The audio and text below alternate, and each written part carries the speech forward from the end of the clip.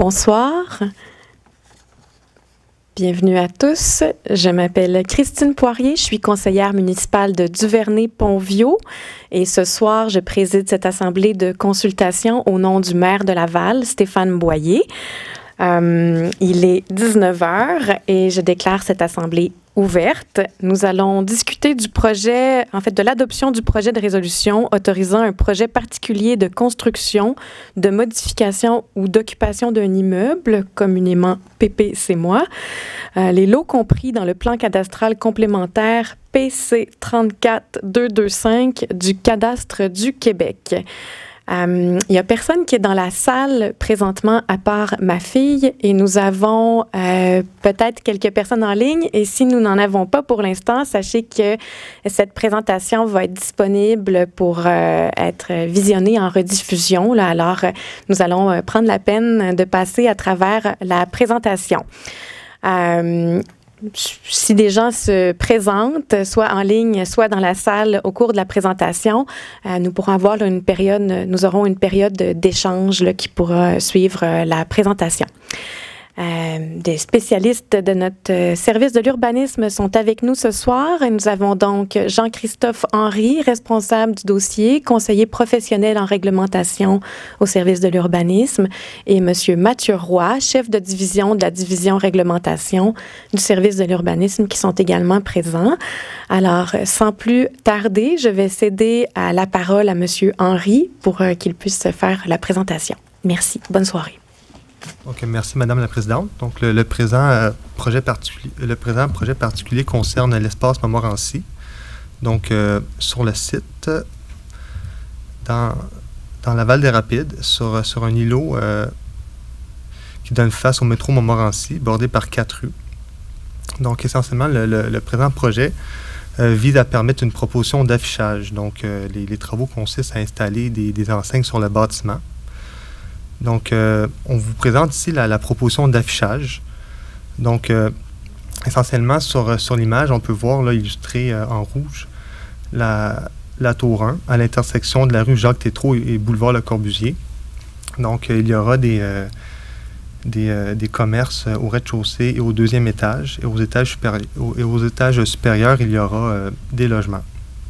Donc, la façade nord et ouest de la tour 1 sera constituée d'enseignes au rez-de-chaussée et au deuxième étage. La façade est de cette tour sera constituée d'enseignes au rez-de-chaussée et la façade sud, une enseigne au deuxième étage. Donc, voici ici la tour 2 qui sera principalement composée de commerces de restauration au rez-de-chaussée et de bureaux administratifs aux étages supérieurs. Donc, les façades nord, est et sud seront composées d'enseignes au rez-de-chaussée, entre le bandeau du rez-de-chaussée et le dernier étage et au dernier étage. Donc, la façade ouest de cette tour ne comprendra pas d'enseigne. Donc, voici ici la tour 3. Cette tour se localise à l'intersection de la rue Lucien-Paiement et Claude Gagné. Donc, cette tour sera constituée, entre autres, de commerces de restauration au rez-de-chaussée et d'un hôtel. Donc, la façade nord de cette tour ne comprendra pas d'enseigne. La façade est sera constituée d'enseignes au deuxième étage et au rez-de-chaussée. Et sera également composée d'une marquise avec 2 enseignes. La façade ouest comprendra des enseignes au rez-de-chaussée et la façade sud de cette tour sera constituée d'enseignes au rez-de-chaussée, au deuxième étage et au dernier étage. Donc, voici ici la tour 4 qui se localise à l'intersection de boulevard Le Corbusier et la rue Claude Gagné. Donc, cette tour sera constituée de commerces au rez-de-chaussée et de logements aux étages supérieurs. Donc, des enseignes se localiseront au rez-de-chaussée de cette tour. Donc, voici un aperçu d'enseignes installées entre le bandeau du rez-de-chaussée et le dernier étage. Donc, ici, on vous présente la façade nord de la tour 2. Donc, sur l'image ici, on peut voir les enseignes qui se localisent là, au dernier étage de la tour 2, encore ici, la façade nord.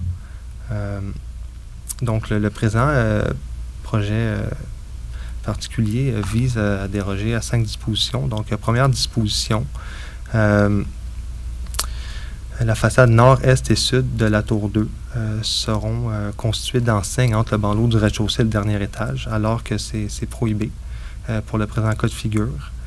Les façades nord, ouest et sud de la tour 1 et les façades est et sud de la tour 3 seront constituées d'enseignes au deuxième étage, alors que c'est également prohibé. Deuxième disposition dérogatoire, les façades nord, est et sud de la tour 2 seront constituées de 2 enseignes au dernier étage, alors que le Code de l'urbanisme prescrit au plus un enseigne à cet emplacement. Troisième disposition dérogatoire, les façades nord, est et sud de la tour 2 seront composées d'une superficie totale d'enseignes qui excède le maximum. Et les façades sud, la façade sud de la tour 3 et la façade nord de la tour 1 seront composées d'une superficie d'enseigne qui excède le maximum également. Donc, quatrième disposition, la totalité des enseignes qui se localiseront au dernier étage excéderont la superficie minimale.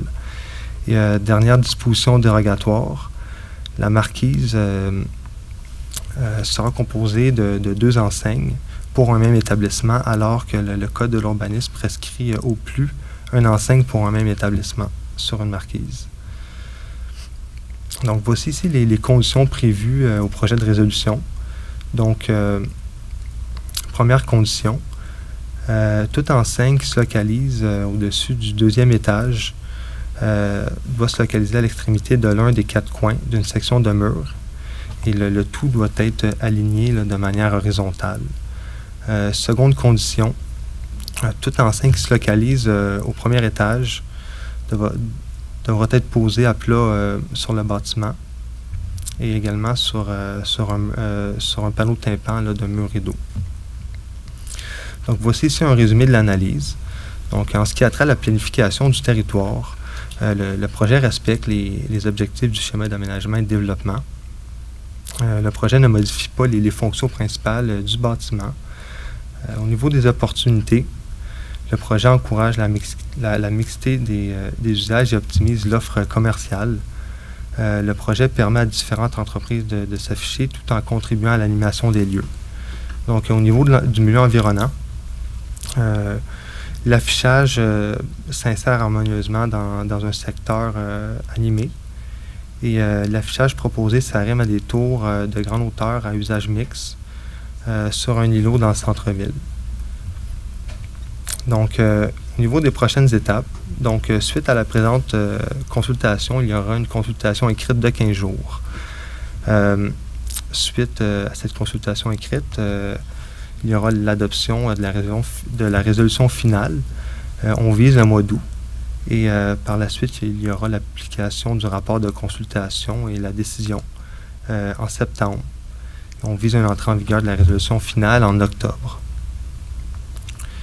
Donc, en ce qui a trait à la consultation écrite, là, pour les 15 prochains jours, vous pourrez faire parvenir vos commentaires à l'adresse suivante, assemblée.urbanisme@commerciallaval.ca.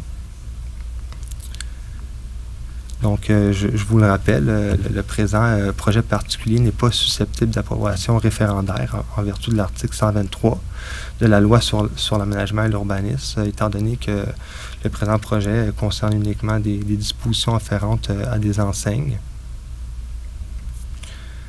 Donc, ici, c'est la charte de participation, si vous avez des questions. Merci beaucoup, Monsieur Henry. Donc, c'est ce qui termine la présentation. Est-ce qu'on peut me dire s'il y a des gens qui sont en ligne? personne. Alors, c'est malheureux, mais c'est une très belle journée, très chaude, ensoleillée, et précisément à l'espace Montmorency où le projet particulier se trouve. Il y a des concerts ce soir. Alors, j'espère que vous y êtes en train de profiter de ce que la ville a de plus beau à offrir. Vous avez l'opportunité d'écrire des commentaires pour les 2 prochaines semaines, donc jusqu'au 16 août. Je vous invite à le faire si vous avez écouté cette présentation jusqu'ici. Sur ce, je déclare cette assemblée fermée. Merci beaucoup.